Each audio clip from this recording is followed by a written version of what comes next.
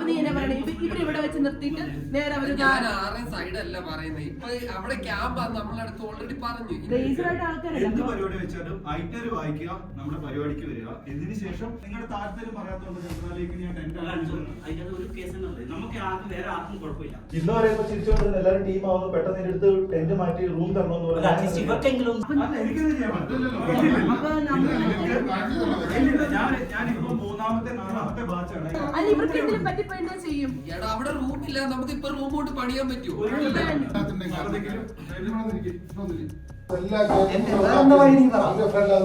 എന്റെ സൈഡ് പറഞ്ഞു ഞാൻ അവരോട്